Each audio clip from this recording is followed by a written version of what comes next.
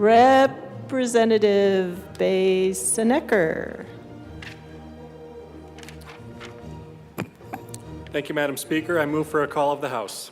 Call of the House has been requested. Please raise your hands. Thank you, members. 1, 2, 3, 4, 6, 7, 8, 9. The motion is properly sustained. Will the sergeants please close and lock the doors? Mr. Schiebel, turn on the chimes. And members, please push your buttons to indicate your presence. In a few moments, Mr. Schiebel will start calling names for those who are absent, and we will send the sergeants to locate those who are missing. Thank you. Present on the wall.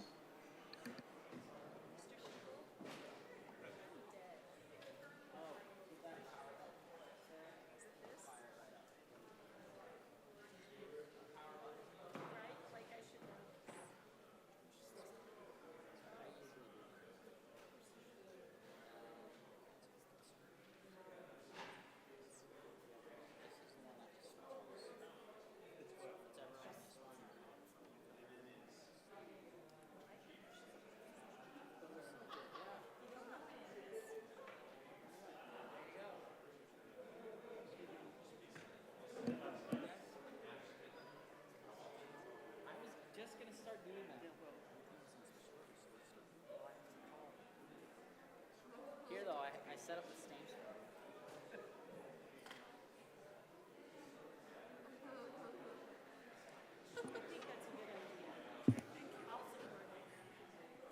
Should I start going? Representative Zamabile, Bacon, Representative Byrd is here, Bockenfeld, Bradfield, Bradley, DeGraff, Frizzell, Froelich, Garcia, Hamrick, Herod, Lindsay, Luck,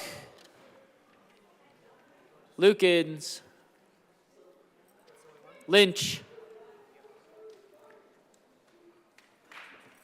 Martinez,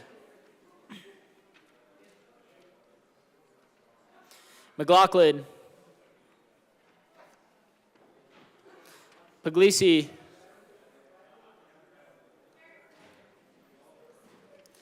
Sirota, Snyder, Soper, nice, Story,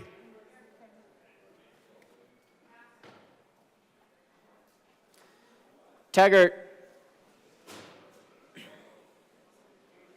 Valdez A,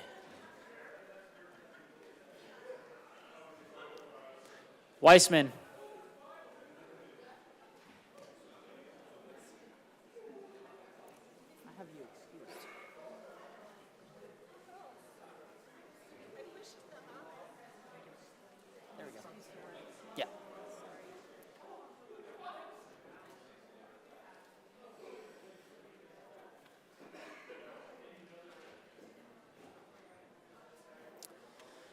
Representative Amabile,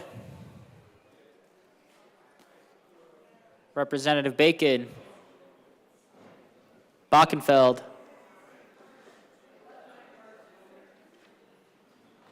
DeGraff, Frizzell, Froelich, Garcia,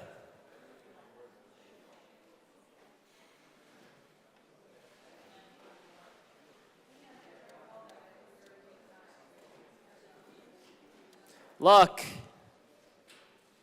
Lukens, Martinez, McLaughlin,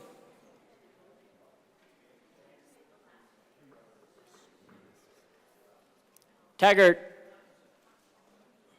and Representative Weissman.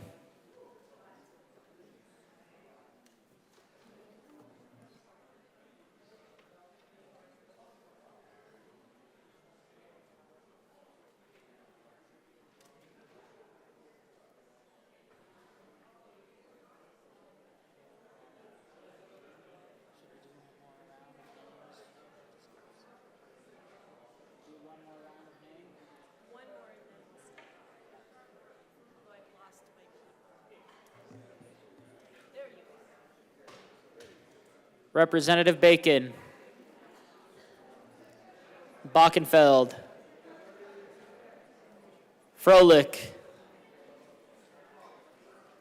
Garcia. Lukens. Martinez. McLaughlin. Taggart.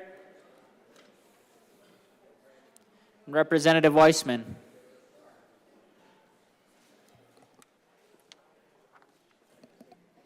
Representative Basenecker. Thank you, Madam Speaker. I move that the call be raised. It has been moved that the call be raised. All those in favor say aye. All those opposed, no.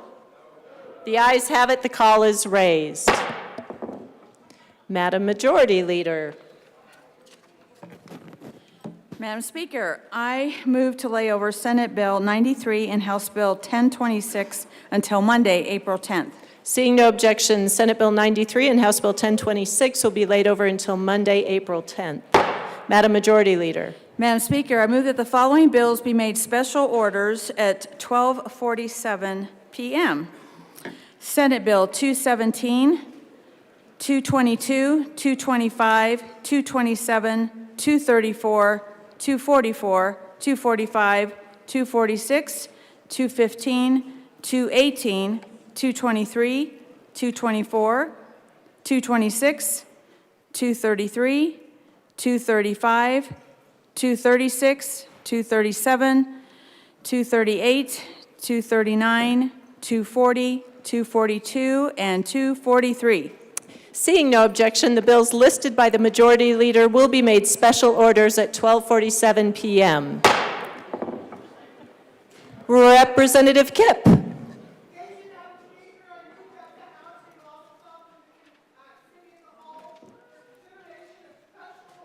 Members, you have heard the motion. Seeing no objection, the House will now resolve itself into the Committee of the Whole for consideration of special orders. Representative Kipp will take the chair.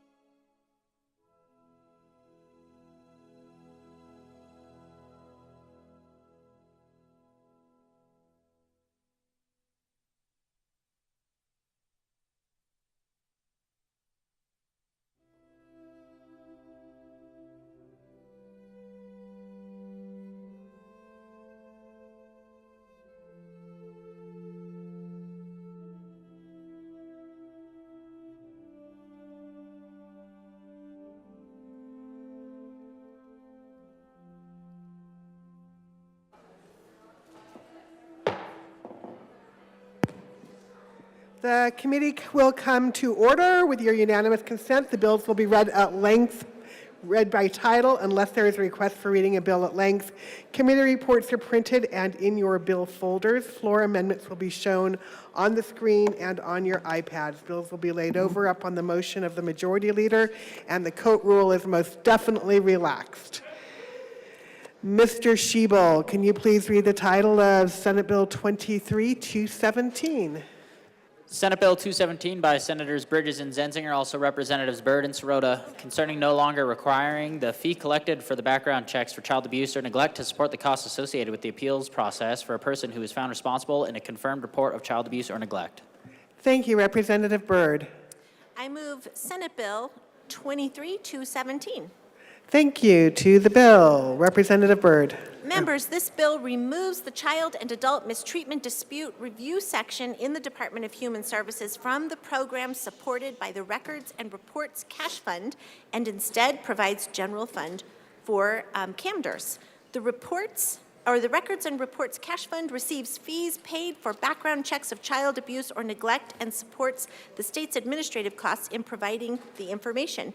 CAMDRs reviews appeals of county decisions involving individuals with a substantiated finding of child abuse or neglect or mistreatment of an at-risk adult. There is no direct connection between the people on whom the state performs the background checks and the people appealing county findings of abuse or neglect. The majority of the state's background checks are on people seeking employment to work with the vulnerable children and adults. The majority of the CAMDR's appeals involve family members of the alleged victim.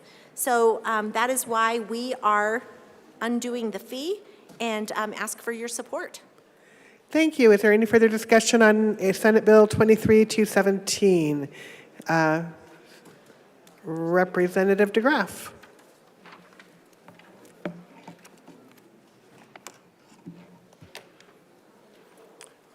Thank you, Madam Chair. I'm just going to run this up just so they have to run it back down as soon as they come back. In general, I certainly support the getting rid of any fee.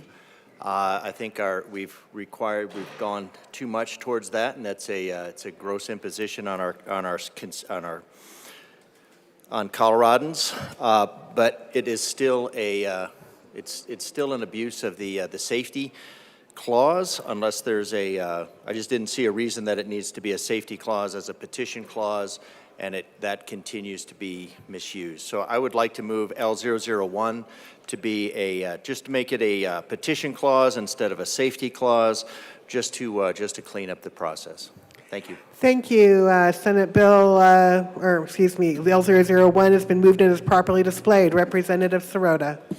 Thank you, Madam Chair. I'm going to ask for a no vote on this amendment.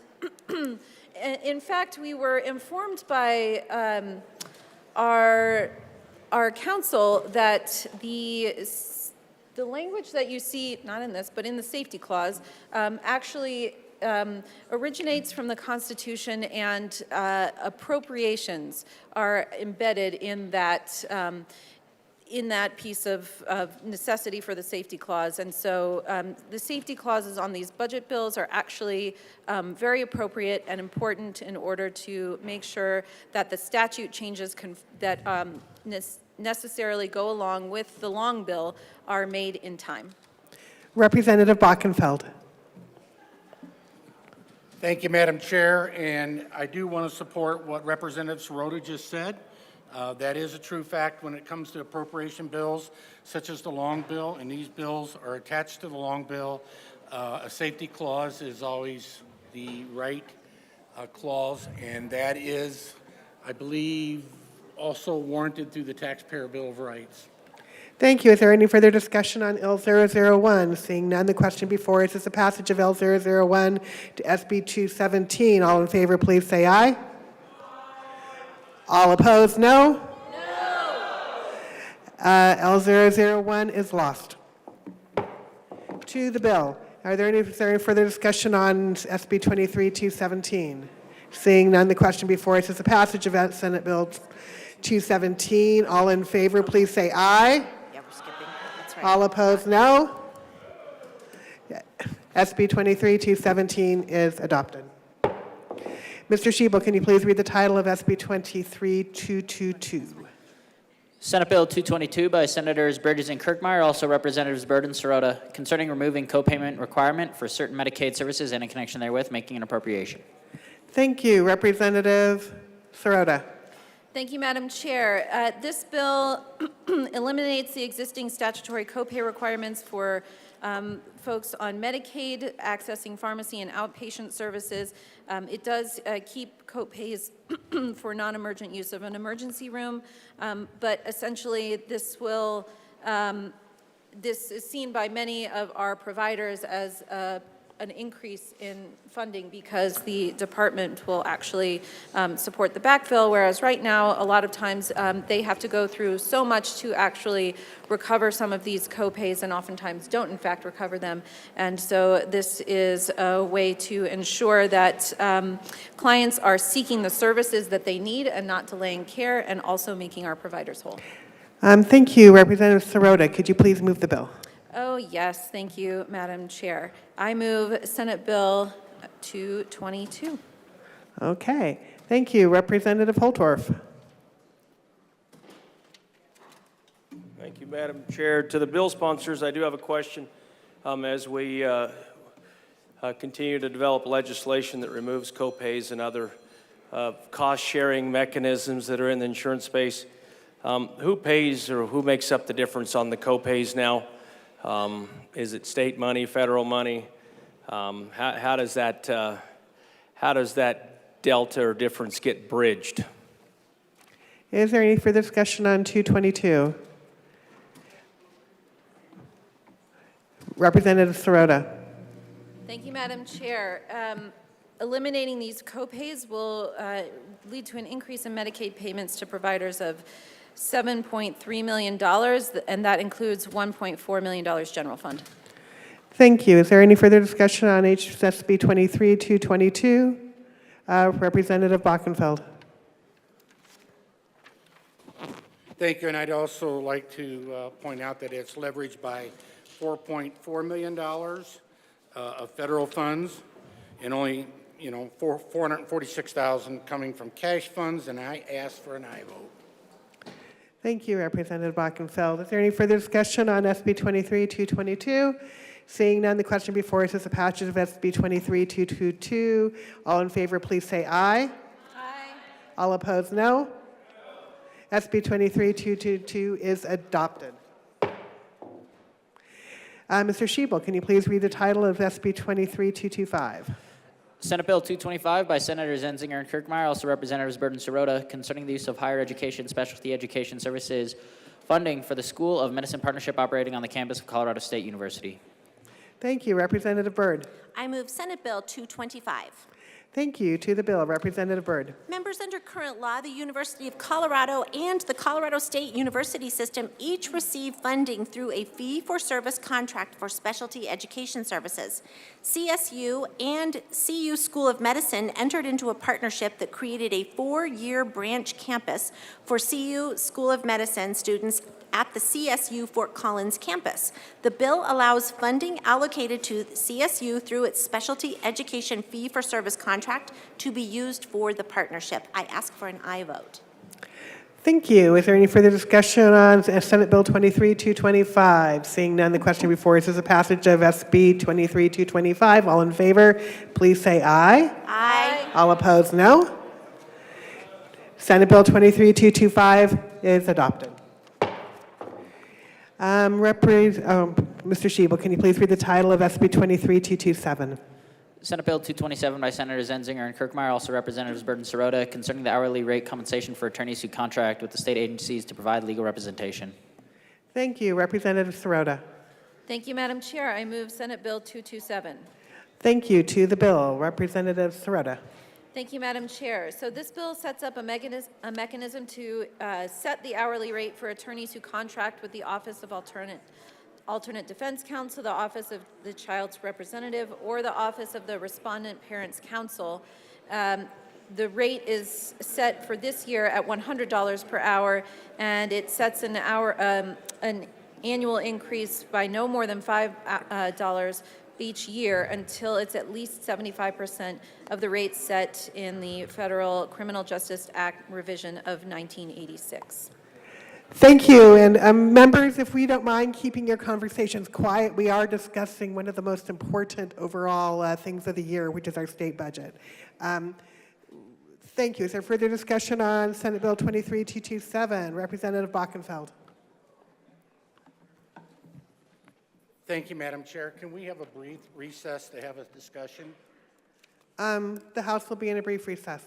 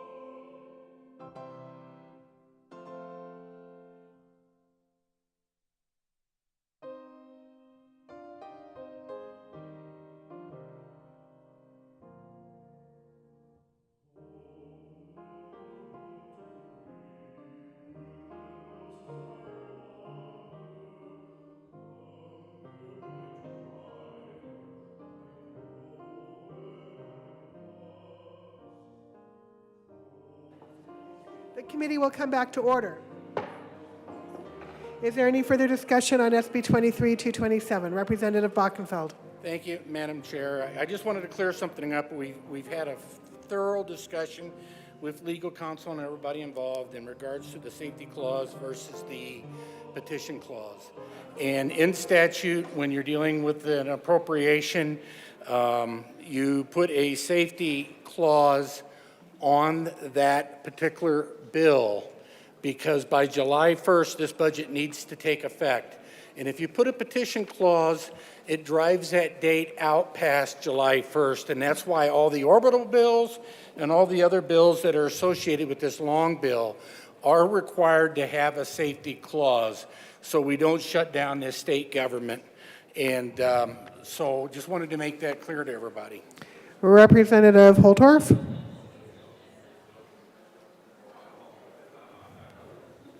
Thank you, Madam Speaker.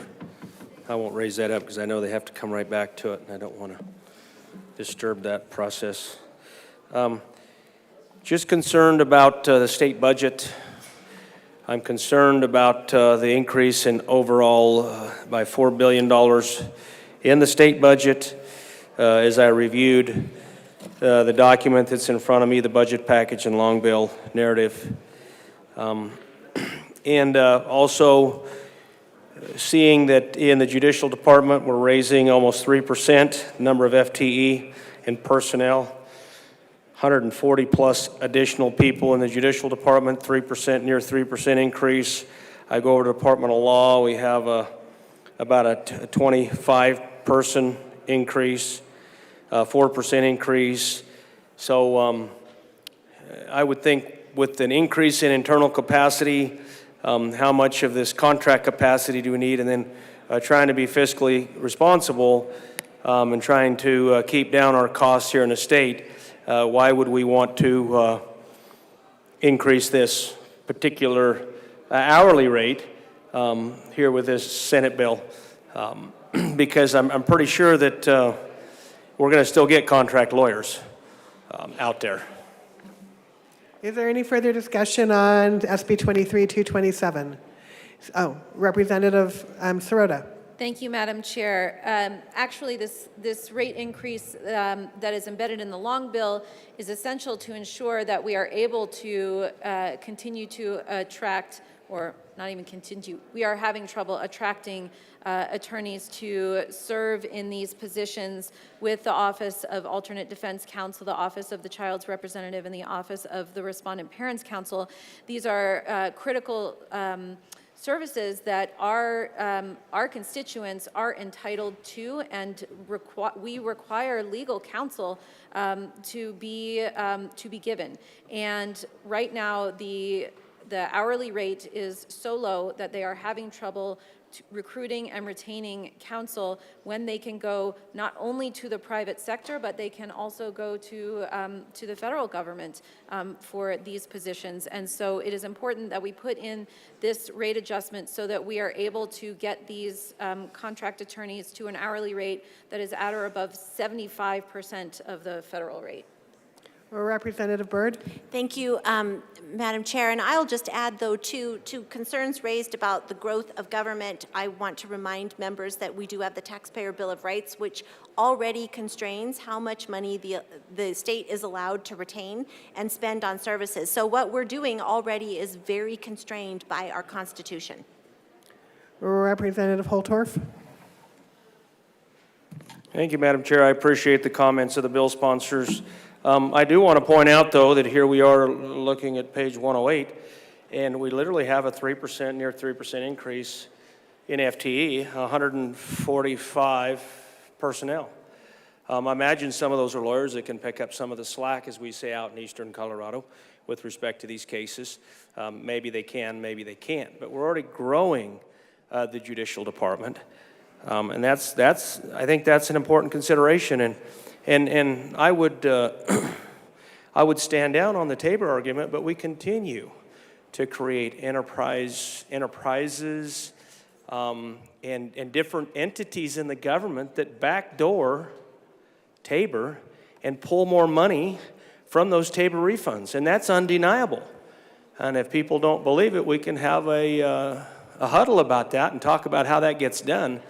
But Tabor's not this guarded pot of money out there that gets protected to be given back to the taxpayers, Madam Chair.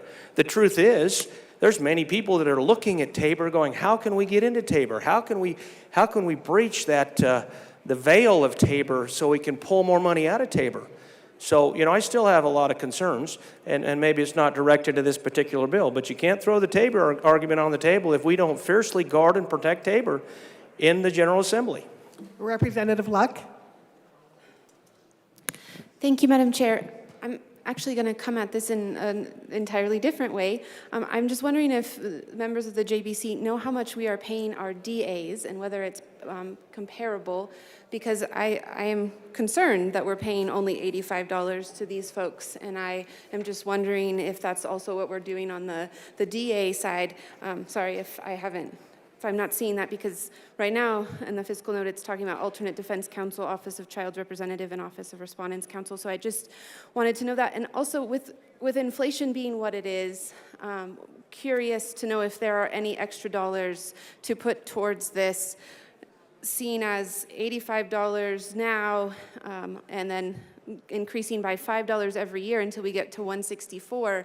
It's a number of years away before 164, at which point we're still probably going to be significantly behind. And I understand dollars are dollars and we only have so many, but just curious to know if there's any way to add more to that particular line item. Representative Bockenfeld. Thank you, Madam Chair. District attorneys are paid through the county governments that make up those districts. And so the county governments actually negotiate those pay ranges. They do consider what public defenders, state, federal attorneys are being paid when they set those at the county level. But they are set at the county level, so they're meeting the needs of the exact district that they operate in. Some of them are rural districts, some of them are front range districts with much larger counties. And so it's kind of apples to oranges at this point, even though they do salary surveys to try to keep everything compatible. Thank you. Is there any further discussion on SB 23-227? Representative Luck. Thank you, Madam Chair. And I just wanted to note that we are going to get those numbers and hopefully be able to answer that question. So thank you to the JBC members. Appreciate it. And also, I know that the county just pay for the DA. I just wanted to parallel it. What is it comparable? So thanks. Thank you. Is there any further discussion on SB 23-227? Seeing none, the question before us is the passage of SB 23-227. All in favor, please say aye. Aye. All opposed, no. Okay, SB 23-227 is adopted. Mr. Schiebel, can you please read the title of SB 23-234? Senate Bill 234 by Senators Bridges and Kirkmeyer, also Representatives Burton Sirota, concerning the cessation of advance payment of premiums for state employee family and medical leave insurance coverage in connection therewith, transferring money from the Family Medical Leave Insurance Fund back to the Revenue Loss Restoration Cash Fund. Wow, that was impressive, Mr. Schiebel. Representative Byrd. I move Senate Bill 234. So moved. Representative Byrd to the bill. Member, currently premiums for state employee coverage that the state is required to pay under the Family and Medical Leave Insurance Program are all paid by credit calculated by the Division of Family and Medical Leave Insurance. This calculation is based on the state's advance payment of $57 million to the Family and Medical Leave Insurance Fund from the Revenue Loss Restoration Cash Fund in May 2022.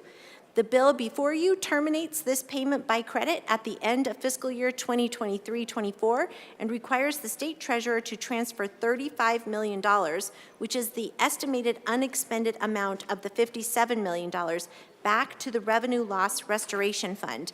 This bill just ensures that the legislature has control over decisions about how the state will cover whether and if and how we will cover the employee share of family premiums. I ask for a yes vote. Thank you. Is there any further discussion on SB 23-234? Seeing none, the question before us is the adoption of SB 23-234. All in favor, please say aye. Aye. All opposed, no. SB 23-234 is adopted. Mr. Schiebel, can you please read the title of SB 23-244? Senate Bill 244 by Senators Bridges and Zenzinger, also Representatives Byrd and Sirota, concerning updates to language in relevant Colorado statutes related to ensuring technology accessibility to persons with disabilities. Representative Sirota. Thank you, Madam Chair. I move Senate Bill 244. Thank you. To the bill, Representative Sirota. Thank you, Madam Chair. So this bill makes some changes to making reasonable accommodations when state-operated information technology is found to be inaccessible. The changes align with the Federal Americans with Disabilities Act as amended. It enables the state to meet the needs of people with all types of disabilities. It reduces the state's financial liability and addresses problematic technologies to ensure access to Coloradans with nuanced accommodation needs, and it grants rulemaking authority to the Office of Information Technology to convene advocates and stakeholders to provide feedback on proposed rules. It prioritizes the most used technology for remediation, sets accessibility standards differently for myriad technology configurations and divisions of government, establishes metrics, evaluation methods, and timelines, and to adapt over time as technology evolves and changes. And it strikes the requirement for agency compliance plans because those plans are now complete, but it maintains agency compliance with accessibility standards. I ask for an aye vote. Thank you. Is there any further discussion on SB 23-244? Seeing none, the question before us is passage of SB 23-244. All in favor, please say aye. Aye. All opposed, no. SB 23-244 is adopted. Mr. Schiebel, can you please read the title of SB 23-245? Senate Bill 245 by Senators Bridges and Zenzinger, also Representatives Byrd and Sirota, concerning a transfer to the Revenue Loss Restoration Cash Fund. Thank you. Representative Sirota. Thank you, Madam Chair. I move Senate Bill 245. Thank you. To the bill, Representative Sirota. Thank you, Madam Chair. This completes a process started in the supplemental process whereby we sent $8 million to the Department of Local Affairs to support emergency rental assistance, and it was from this fund that those dollars came from, and this is just finalizing that transfer because there was funding left in the Digital Inclusion Grant Program from ARPA funds that are time limited and needed to be expended in a certain timeline, and they were having trouble getting these funds out the doors due to problems with supply chain and also structural issues. Thank you. Is there further discussion on SB 23-246? Seeing none, the question before us is the adoption of, 245. Oh, sorry, 245. Is there any further discussion on SB 23-245? Seeing none, the question before us is the adoption of SB 23-245. All in favor, please say aye. Aye. All opposed, no. Okay, SB 23-245 is adopted. Now, Mr. Schiebel, will you please read the title of SB 23-246? Senate Bill 246 by Senators Zenzinger and Kirkmeyer, also Representatives Sirota and Byrd, concerning transfers to the State Emergency Reserve for the 2023-24 state fiscal year. Thank you, Representative Byrd. I move Senate Bill 246. Thank you. To the bill, Representative Byrd. Members, this is a great bill. This creates, or actually sets aside funding to comply with Tabor's requirement that the state maintain a 3% emergency reserve. And one thing that's very exciting about this is the resources that fund this reserve are all liquid cash assets. No capital assets have been pledged for this reserve. I ask for a yes vote. Thank you, Representative Winter. Thank you, Madam Chair. My question kind of is, as being a freshman legislator, I was just wondering, I was talking to some constituents, how do you come up with the process or calculate what's in the reserve? What numbers do you kind of look at? You said a benchmark, and why, if you could just kind of explain to me.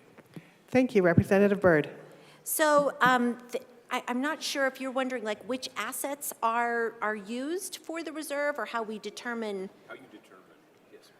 So this is all prescribed in the Taxpayers' Bill of Rights, and I'll cite you Article 10, Section 25 of the state constitution. Includes the requirement for the state to set aside this emergency reserve, and it's specified to be at least 3% of fiscal year spending and limits expenditures from this reserve only for declared emergencies. It's a great question. Thank you, Representative Luck. Thank you, Madam Chair. Sorry, Rep. Sirota. I'm just wondering, in light of, now I think it's up to almost 200 banks collapsing, if all of these dollars are in cash, how can we ensure that they are actually secure? Thank you. Representative Byrd. Thank you, Madam Chair, and thank you, Representative Luck. So I know that the state treasurer has very careful management practices to preserve and protect our assets.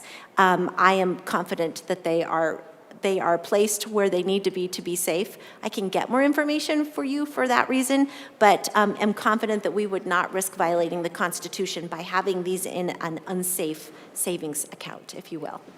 Thank you. Is there any further discussion on SB 23-246? Seeing none, the question before us is the passage of SB 23-246. All in favor, please say aye. Aye. All opposed, no. Okay, SB 23-246 is adopted. Mr. Shebel, can you please read the title of SB 23-215? Senate Bill 215 by Senator Zenzinger and Kirkmeyer, also Representatives Sirota and Bockenfeld, concerning the transfer of money from the State Employee Reserve Fund to the General Fund to fund monthly housing stipends for Department of Corrections staff. Thank you, Representative Sirota, or Representative Representative Sirota. Okay. Thank you, Madam Chair. I move Senate Bill 215. Thank you, Representative Bockenfeld. Representative Bockenfeld. Thank you very much. What this bill does is one of the areas that we're having some challenges in is affordable housing in some of our rural communities that house our prison guards and people who work in our prison facilities.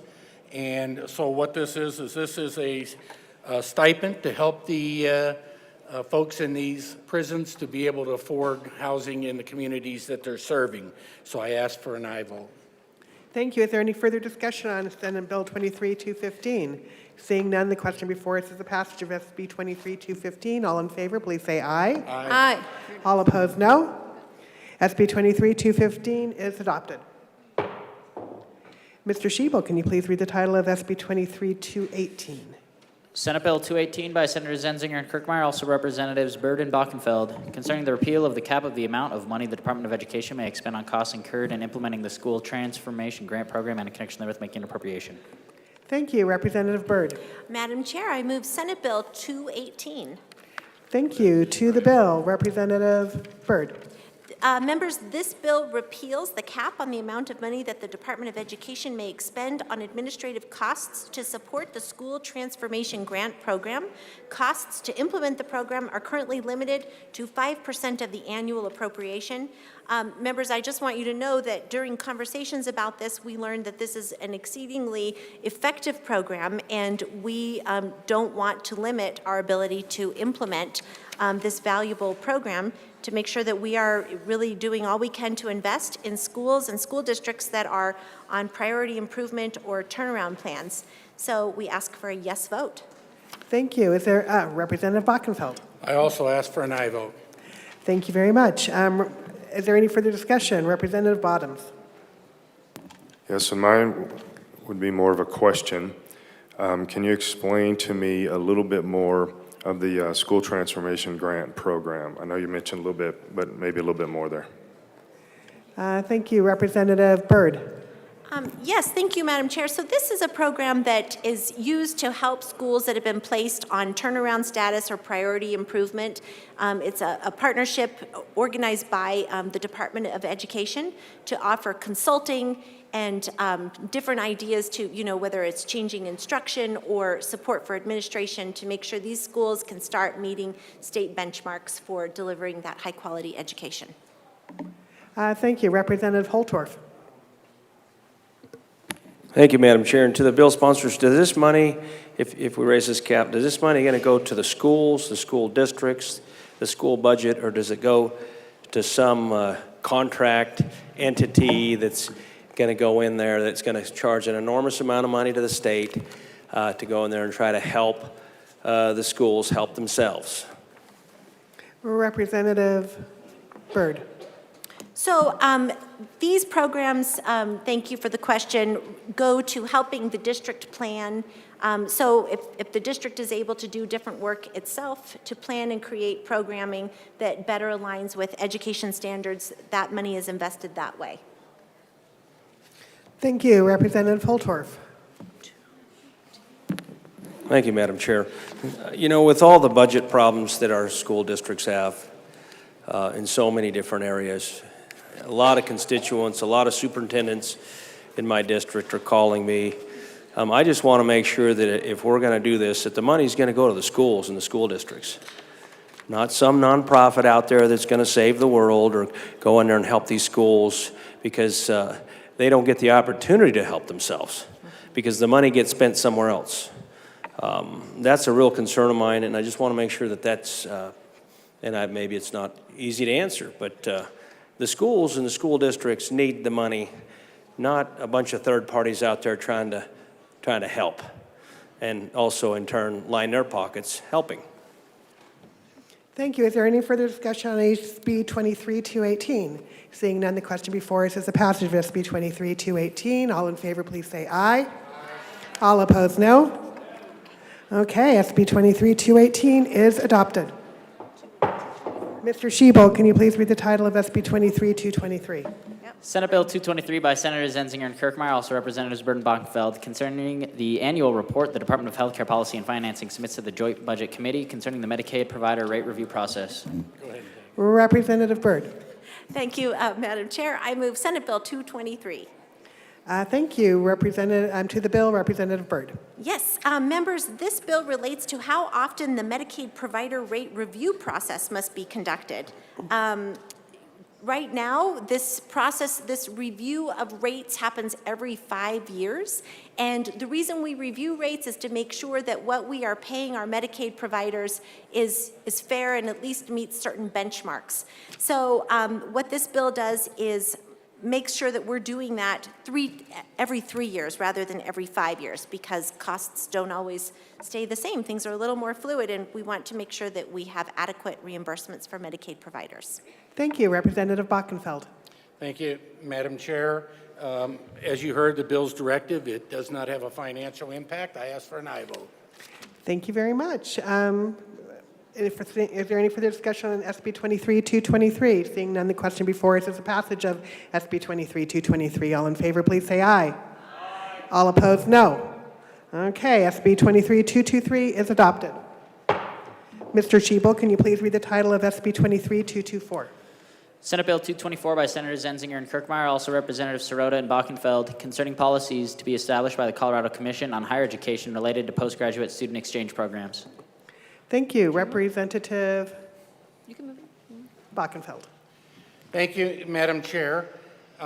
What this particular bill does is it appropriates or gives the Department of Education the opportunity, or Department of Higher Education, the opportunity to have exchange programs with out-of-state universities and that type of thing. It became particularly concerning that in the state of Colorado, we do not have any programs that incentivize optometry graduates, and that they do have to go out of state for this particular type of training. So this particular program also facilitates the ability to go out of state in certain programs where we're not training or educating people to meet the needs within our own state. So I would ask for an aye vote. And I'd like to move Senate Bill 23-224. My apologies. Excellent. Is there any further discussion on SB 23-224? Representative Taggart.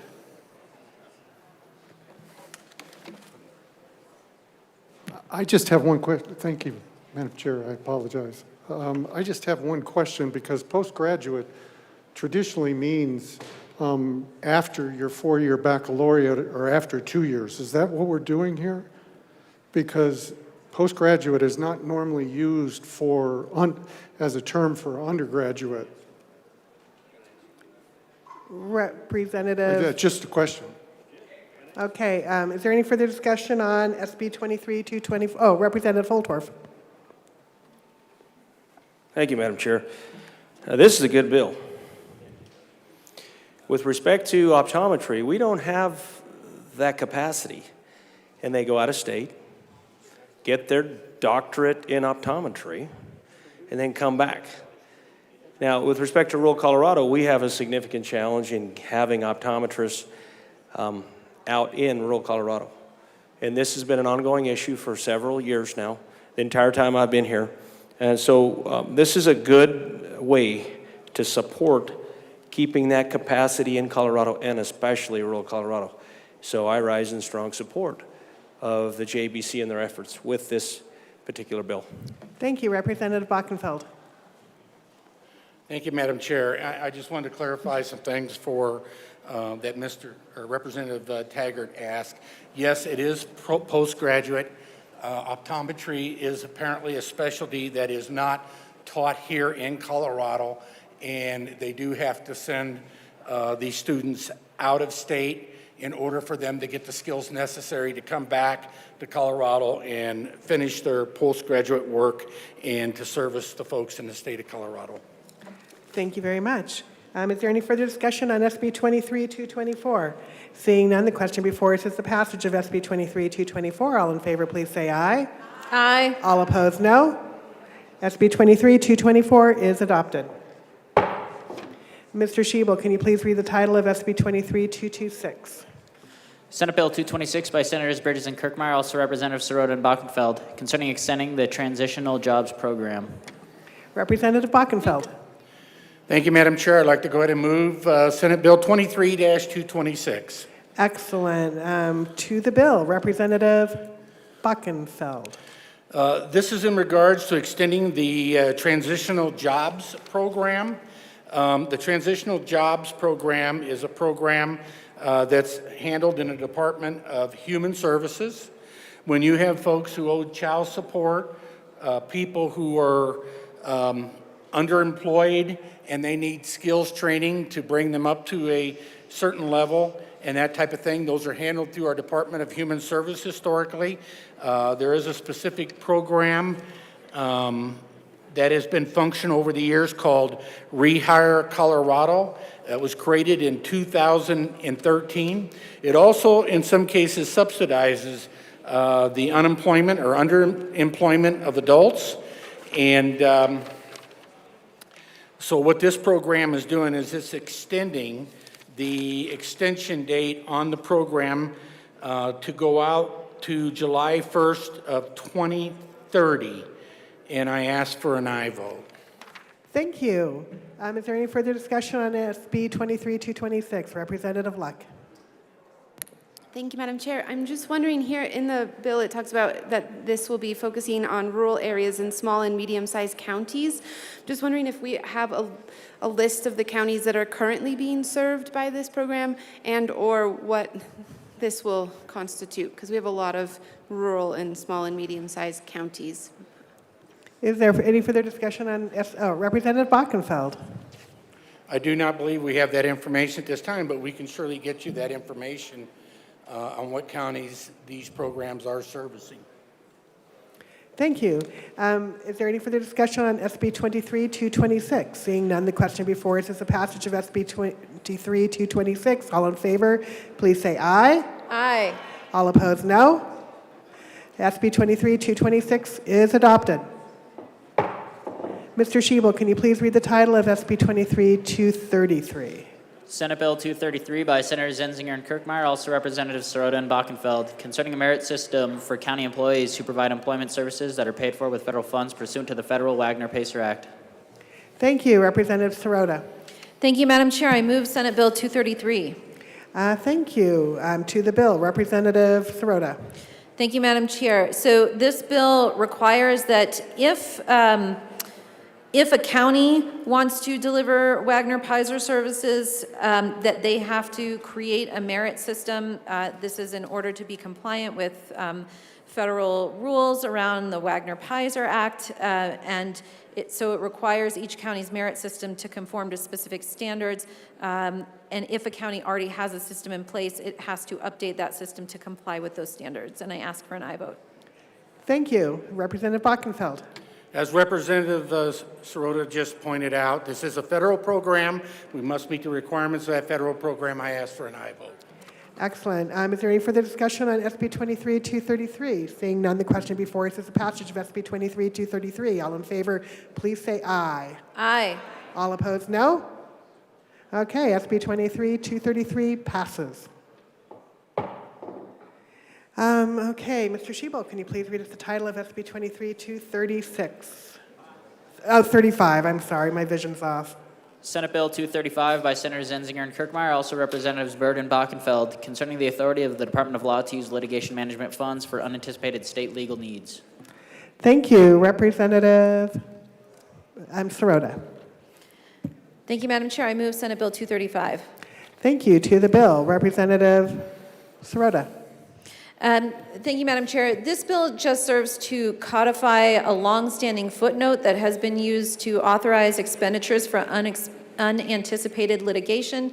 And following advice from our staff, we are now codifying this instead of just leaving it in footnote.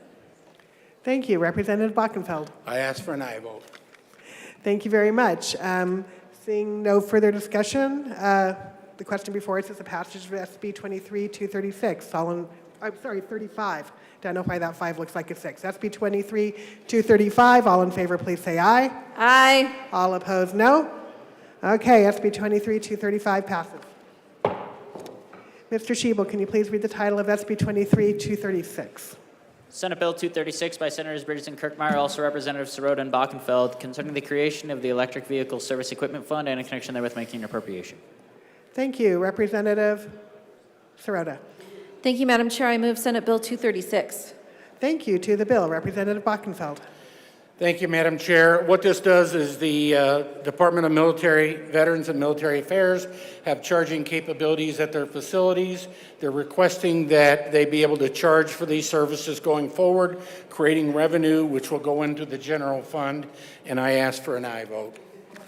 Thank you. Is there any further discussion on Senate Bill 23-236? Seeing none, the question before us is the passage of SB 23-236. All in favor, please say aye.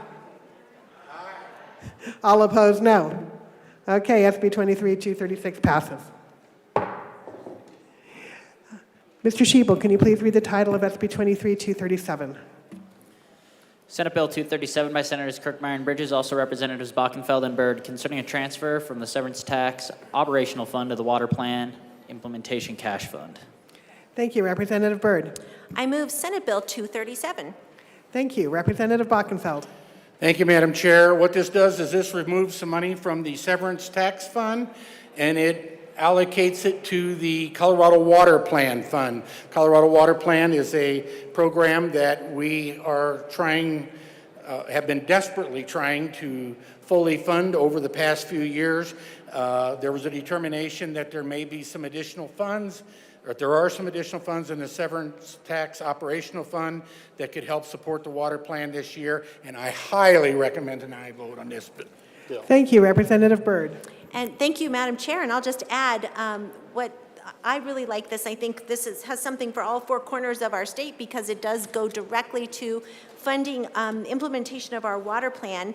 The money will help fund grants and ensure compliance with interstate water allocation compacts and equitable apportionment decrees. And some of those grants, members, I just wanted to highlight where these resources can be used will be to fund water storage, aquifer recharge, reservoir dredging, conservation and land use projects, drought planning, technical assistance for agricultural projects, et cetera. And of course, also to be used to promote overall watershed health. I ask for a yes vote. Representative Soper. Merci. Members, I also rise in full support of this bill. We can't take the water plan for granted. The fact that this year may be an extraordinarily wet year. As a matter of fact, it looks like it's going to be the second wettest overall in the last 30 years, and for some basins, some of the most snow that they've had. But now is the time to plan for the future.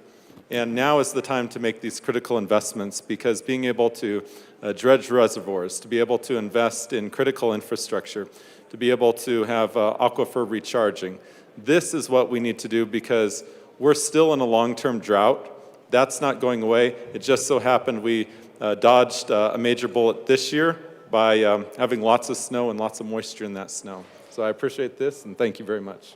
Thank you, Representative Holtorf. My comments are similar to my good colleague from Delta, Colorado.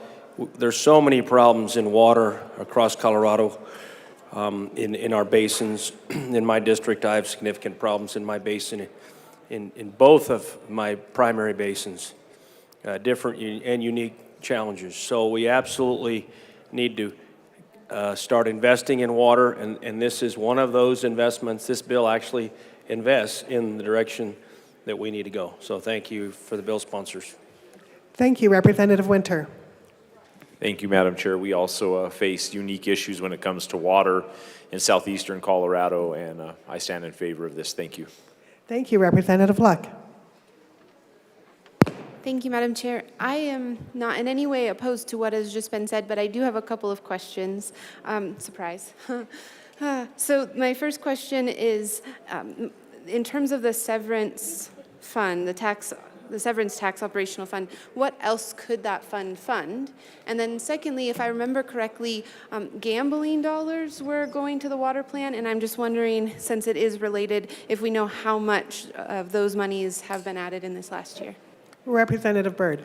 Thank you, Madam Chair. So I don't know how many gambling, it was sports betting that we approved to help fund the water plan. I don't have a precise dollar amount for you, but those dollars are coming in. Although members, I do want to make clear, and I wish during campaigns people would make this more clear, that sports betting dollars will never be enough to address all of the infrastructure needs that are related to Colorado's water challenges. So that being said, we owe you information, and I'm hopeful that I have someone here listening in who's taking notes so that we can get this back to you. As far as other uses for this cash fund, I know that it also can be used to manage our state's efforts to mitigate aquatic nuisance species, other invasive species in our waterways. One thing, pardon me. Oh, also funding for the COSWAP program, which is related to fire mitigation and whatnot. Something good about this fund, though, it has significant one-time resources in it right now that are well and above its required use. So this is a good opportunity to take some of that and make an appropriation for our water. Thank you. Is there any further discussion on SB 23-237? Seeing none, the question before us is the adoption of SB 23-237. All in favor, please say aye. All opposed, no. SB 23-237 is adopted. Mr. Schiebel, can you please read the title of SB 23-238? Representative Balkenfeld. Oh. Thank you, Madam Chair. I'd like to move Senate Bill 23-238. Yes, to read it. Oh, I'm sorry, my mistake. Mr. Schiebel, can you please read the title of SB 23-238? Senate Bill 238 by Senators Zenzinger and Kirkmeyer, also Representatives Sirota and Bachenfeld, concerning authorization to use money in small communities water and waste grant fund to provide the state funds for water projects for which a state match is required to qualify for federal funds for the projects. Representative Bachenfeld now. Madam Chair, I would like to go ahead and move Senate Bill 23-238. Thank you. To the bill, Representative Bachenfeld. Thank you very much. As the heading on this bill states, that the money from this fund is used to fund small community water and wastewater grant fund projects within the state. They are taking $6 million in cash funds, and they're leveraging that with $60 million of federal funds that are in the new infrastructure program that's being implemented here at the federal level. And so it's basically a matching component to some federal funds to better meet the needs of our communities. Thank you. Representative Catlin. Thank you, Madam Chair. It's a privilege to serve with you. And an honor to serve with you. Thank you. Members, this is how the state of Colorado is keeping some of our smaller communities up and running. Communities with 790 people that get a bill for $12 to $15 million. There's no way that they can do this. This is the way state of Colorado is making sure that we can take care of those communities and get them up to having the water quality they need in their homes and also being able to take care of the natural resources that are in this state. These are the kind of things I think government should be doing. Good bill. Vote yes. Thank you. Is there further discussion on SB 23-238? Seeing none, the question before us is the passage of SB 23-238. All in favor, please say aye. All opposed, no. SB 23-238 is adopted. Mr. Shebel, can you please read the title of SB 23-239? Senate Bill 239 by Senators Zenzinger and Kirkmeyer, also Representatives Burton Balkenfeld, concerning the transfer of money from the Hazardous Substance Site Response Fund to the Hazardous Substance Response Fund. Representative Byrd. I move Senate Bill 239. Thank you. To the bill, Representative Byrd. So, members, the Hazardous Substance Response Fund, HSRF, and the Hazardous Substance Site Response Fund were created to pay for activities related to Colorado's responsibilities for implementing the Federal Comprehensive Environmental Response, Compensation, and Liability Act, commonly referred to as Superfund. This includes the state's share of site remediation costs for Superfund sites when there is no financially viable responsible party. The HSRF is projected to have just over $1 million balance at the beginning of fiscal year 23-24. This balance, when combined with the estimated revenue of $5.1 million in the fund during fiscal year 23-24, will not be sufficient to keep the fund solvent in the face of an anticipated $6.1 million in expenditures. This bill transfers $1.8 million cash funds from the Hazardous Substance Site Response Fund to the HSRF to meet the expenditure obligations of the HRSF. And I will note that this bill has a net zero cash fund fiscal impact. I ask for a yes vote. Thank you. Representative Balkenfeld. As you heard, it's only a small transfer of funds. I ask for an aye vote. Thank you. Is there any further discussion on SB 23-239? Seeing none, the question before us is the adoption of SB 23-239. All in favor, please say aye. All opposed, no. SB 23-239 is adopted. Mr. Shebel, can you please read the title of SB 23-240? Senate Bill 240 by Senators Bridges and Kirkmeyer, also Representatives Burton Balkenfeld, concerning fees a dairy plant is required to pay to the Department of Public Health and Environment. Okay, Representative Byrd. I move Senate Bill 240. Thank you. Representative Byrd, to the bill. So, members, this bill does three principal things. First, it removes a $50 fee for dairy plant employees who sample test milk, cream, or any other dairy product. It also increases the licensing fee that a dairy plant is required to pay by 30%. And it increases a new fee of 1 cent for every 100 pounds of milk to be paid by a dairy plant that receives 20,000 pounds or more of milk each day. That is a lot of milk. The Department of Public Health and Environment is required to cap the amount a dairy plant must pay in total for the licensing fee and volume of production fee at $150,000. So I will say, members, these fee increases have been negotiated with the dairy industry and are necessary to cover the costs of inspection and other regulatory activity that must occur to maintain Colorado dairy producers' access to national and international markets. And these fees have not been increased for at least a decade. So we need to keep the services funded. Thank you. Representative Balkenfeld. Thank you, Madam Chair. My JBC colleague from Weld County, the good senator, did a tremendous amount of due diligence on this bill. She is in support of the bill. She's a sponsor on the bill. I ask for an aye vote. Thank you. Representative Bottoms. Thank you, Madam Chair. This is a question for the sponsors, I guess. This says production fee, but it's basically a tax. If it's a tax, don't we have to take that to the people to vote on that? Representative Byrd. Thank you so much for the question to my colleague from El Paso County. I appreciate that. So this fee is directly related to the provision of the regulatory activity and the services provided by the department in going and conducting inspections. So it's actually not a tax, it's a fee. And the fee has been set really low, actually, over the last decade, such that general fund has been used to supplement the cost of the service. So we're attempting to work with the industry right now to right-size that fee to make sure that we can continue doing the work that, frankly, the industry needs us to do, so that their milk and other dairy products, a lot of dairy products, can get their seals and certifications that are necessary to be able to access markets outside of our state. Thank you. Is there any definitely further appreciate the discussion on SB 23-240? Representative Taggart. Thank you, Madam Chair. Do we have any idea how much the potential is outside of the United States? I mean, if for these types of products, I mean, I could understand this if that's a significant market. Right now, we have been trying to block the Canadian dairy business from selling into this country, so it would be nice to have a bigger market, but it's hard to look at this and look at, these are big jumps without knowing what kind of revenue potential is this for our dairy producers.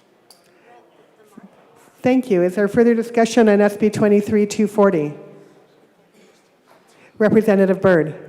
Thank you, Madam Chair. So I'm not sure if my colleague is asking about the size of the markets that they have access to, because that I don't know. I don't know the answer to the size of the market that they're accessing, but I will say that this fee structure was crafted in concert with the industry. So it's my understanding they believe that these are fair and something that needs to happen to continue the work of the department on their behalf.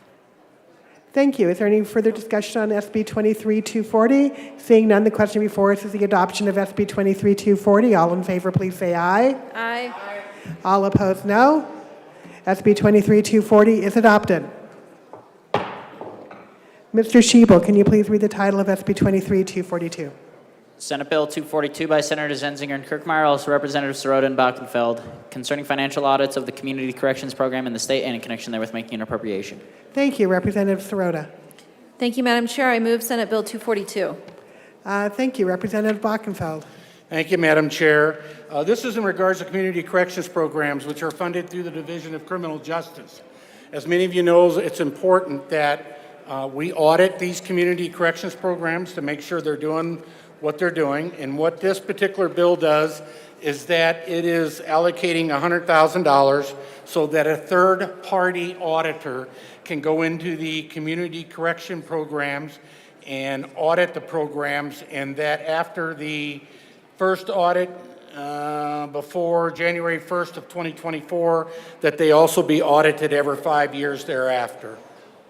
Thank you. Representative And I ask for an aye vote. Okay. Thank you. Is there any further discussion on SB 23-242? Seeing none, the question before us is the adoption of SB 23-242. All in favor, please say aye. Aye. All opposed, no. SB 23-242 is adopted. Mr. Schiebel, can you please read us the title of SB 23-243? Senate Bill 243 by Senators Zenzinger and Kirkmeyer, also Representatives Byrd and Baukenfeld, concerning transfers from the general fund to the capital construction fund. Representative Byrd. I move Senate Bill 243. Thank you. To the bill, Representative Byrd. So, members, for a list of all of the projects that are being funded by this bill, you can look at your budget summary document, pages 215 through 221. But this bill is the bill that funds our state's capital construction projects and also IT infrastructure projects for this year. The prioritization and selection of these projects, it was based upon the very good work of both our Capital Development Committee and the Joint Technology Committees, both good bipartisan committees that took the time to go out and visit different sites and really dig in deep using their knowledge of whether it's IT or capital requirements to craft these projects and their priorities. I'm very proud of the list. We were able to fund all control maintenance level 1 projects and control maintenance level 2, that's health and safety needs. And if you think about your household budget, you fix the things that are broken today, and you go and you fix the things you know are likely to break tomorrow. So that's the way I think about those 2 levels of maintenance. We honored all of our debt payments and maintained ongoing funding commitments for projects that were agreed to be funded in phases in previous years. So this was done to enable the state to absorb higher costs over time. The projects touched universities, junior colleges across the state, and provided much-needed renovation and repair of human services buildings that are necessary to carry out their work, upgrades in the Department of Corrections and the Capitol Complex, et cetera. So I hope you will join me and support this bill. Thank you. Representative Bockenfeld. Thank you, Madam Chair. And I also like to point out that initially, working through this budget, we were only supporting level 1 work on this capital improvement program, and the Joint Budget Committee worked very, very hard to make sure that we moved it to the level 2 funding, which we felt was very, very important for the long-term needs of this state, that we accomplished that, so I'd ask for an aye vote. Thank you. Representative Catlin. Thank you, Madam Chair.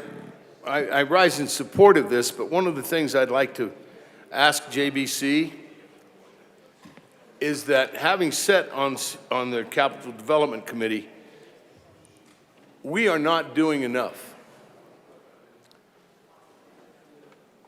The properties that the state of Colorado own are not getting the attention that they should be getting. The people of the state of Colorado deserve better. And I think I appreciate the work that was done by JBC in trying to work on the list that we gave them, but this needs to start having more money. We had like $900 million worth of requests and ended up only funding $233 million.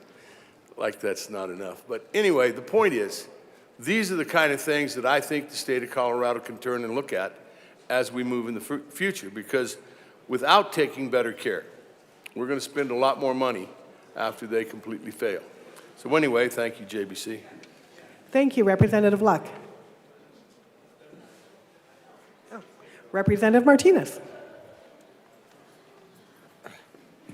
Thank you, Madam Chair. I rise in support of this amendment. I will also echo with my esteemed colleague had just said about being able to continue to fund state properties. Particularly, I will advocate for the San Luis Valley and the projects that we have there. So I want to thank the Joint Budget Commission for including some of those requests in this. And I think it's going to be extremely beneficial, not only for Adams State University, but as well as the San Luis Valley as a whole. Thank you.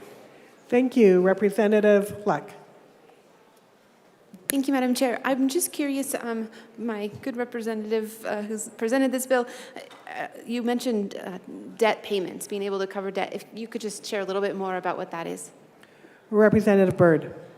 Thank you, Madam Chair. So that is in reference to certificates of participation that were issued for, I think, 3 different projects, and I can get you that information. Representative Story. Thank you, Madam Chair. I just wanted to share a little bit more about capital construction needs as well. I'm the chair of the Capital Development Committee this year, was last year, and have been sitting on the committee since I joined the legislature in 2019. As was already mentioned, we have significant capital needs here in the state of Colorado. While there were collectively submissions to the Capital Development Committee of nearly $1 billion of capital needs this year, that is just the tip of the iceberg of what the total needs are. All of our institutions of higher ed and our departments and agencies, they submit their highest priority needs. They don't submit a list of all of their capital needs, and from conversations that I've had with them, it seems like their total need is about 10 times what they submit to us. So we're talking about $10 billion of capital needs across the state in Colorado. We often are able, in my experience, are able to fund somewhere between $150 million, $250 million a year. That's 1 to 2.5% of the total capital needs. And it's astronomical what's out there. It's not necessarily all the bright, shiny things. Those come across our desk sometimes, but a lot of it has to do with HVAC systems that are on their way out or that are 70 years old and need to be replaced. It's boilers that are decrepit and corroding and rusting and aren't useful anymore. It's steam systems where the pipes are all corroded and there's holes in them and we're losing millions of gallons of water underground because of it. It's significant that what the needs are out there. So I would echo the concern that we need to be investing much, much more in our capital needs to get our state institutions of higher ed, Department of Corrections, our state parks, and our state buildings in better shape moving forward. And I wish we had about 3 times the amount that we are allocating to capital needs in the budget this year, and that still won't be enough. Thank you. Thank you very much. Is there any further discussion on SB 23-243? Representative Byrd.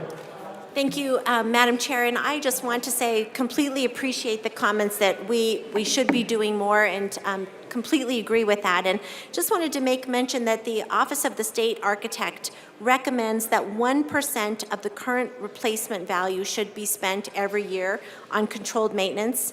And we came super close to that this year. Also, another 1% is recommended by the architect to invest in capital renewal and recapitalization, and we actually exceeded that benchmark.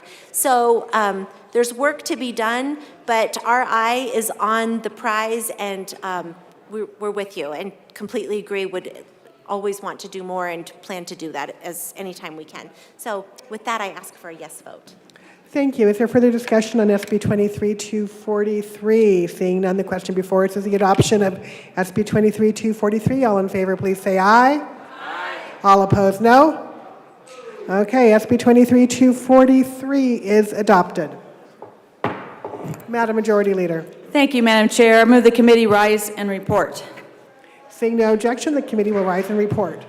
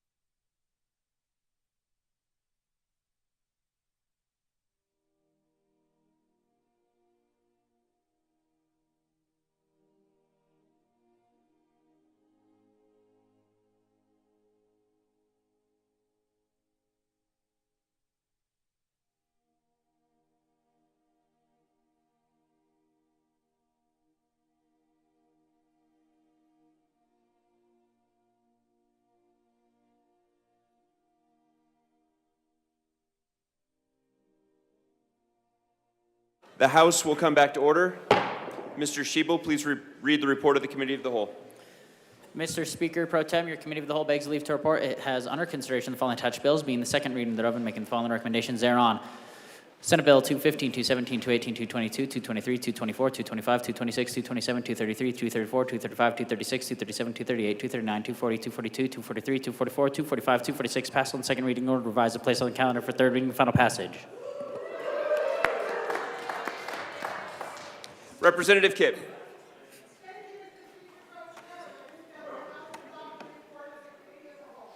You have heard the motion. There are no amendments of the desk. The question before us is the adoption of the report of the Committee of the Whole. Mr. Schiebel, please open the machine, and members, please proceed to vote.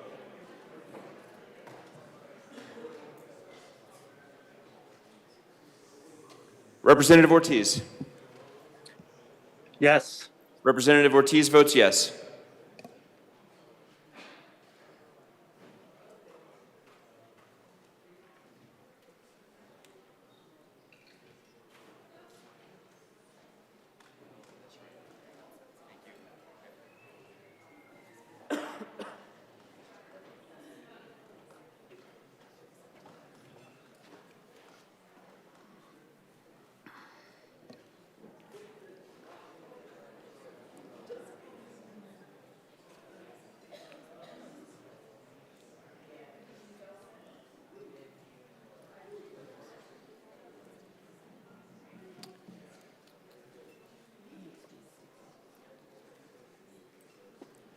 Representatives Dixon, Evans, and Hartsook are excused. Please close the machine. With 41 aye votes, 16 no votes, and 8 excused, the report of the Committee of the Whole is adopted. Majority Leader Duran. Thank you, Mr. Speaker Pro Tem. I move to lay over the balance of the calendar until tomorrow. Seeing no objection, the balance of the calendar will be laid over until tomorrow. Announcements and introductions.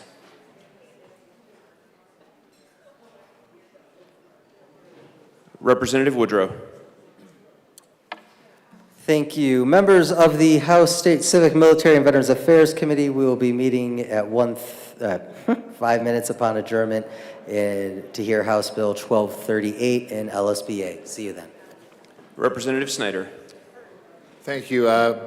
House Finance will meet at 2:30 downstairs. Thank you. Representative McLaughlin. Thank you. House Education will meet in 10 minutes. Thank you all. Members, we have another tribute. Representative Holtorf. Thank you, Mr. Speaker Pro Tem. I'd like to ask members of the Veterans Caucus to come down here if they would be kind enough. We have a very special tribute. Mr. Speaker Pro Tem, I would ask that the tribute be read at length.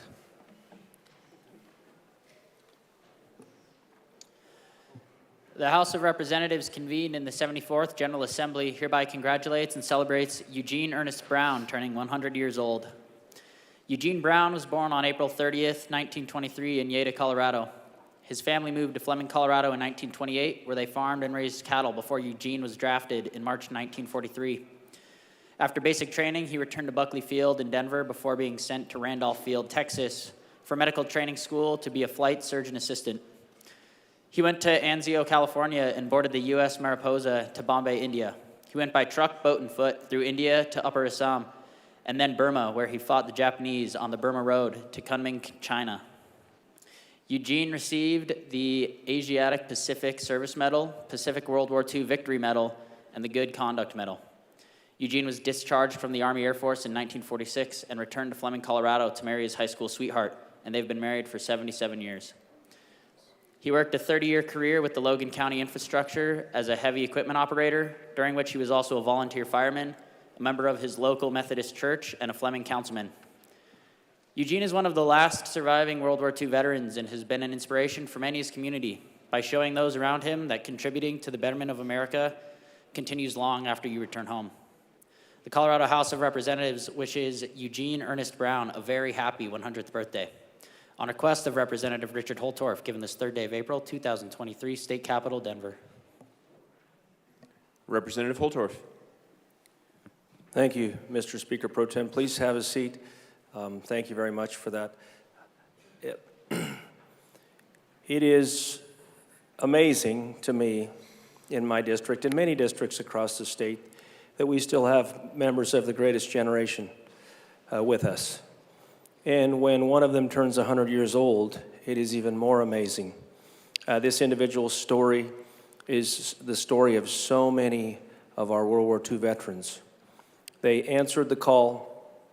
They went and fought for their country in far away places. This place was very unique because if you know about the war in Indochina and the Burma Road, you know that that was one of the campaigns that no one talked about. It was not the European theater. It was not the Pacific theater. In fact, it was one of the theaters that was so important as the Chinese promulgated a war against the Imperial Japanese to keep their country, and we were allies of China at that time. It's amazing, and it's a privilege for me to be a part of this. And just so the members of the chamber know, we are going to deliver this tribute to this gentleman on his birthday, which is coming up on April 30th. Representative Marshall. I rise in complete support of this tribute. Sometimes I have concerns about tributes to individuals, even on such a glorious occasion as a 100th birthday. But the individual here is also representing a very remarkable group of people. You know, we do kind of idolize the greatest generation, but there is a reason for that. They suffered through the Depression when they were children and teenagers, were shipped off throughout the world to literally fight for democracy.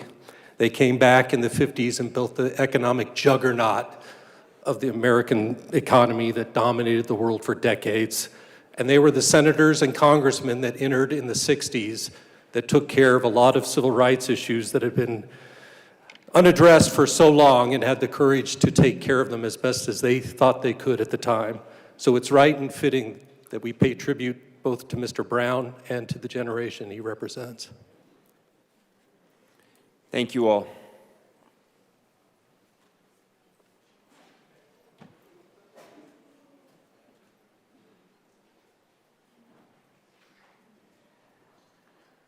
Majority Leader Duran. Thank you, Mr. Speaker Pro Tem. I move that the House stand in recess until later today. Seeing no objection, the House will stand in recess until later today.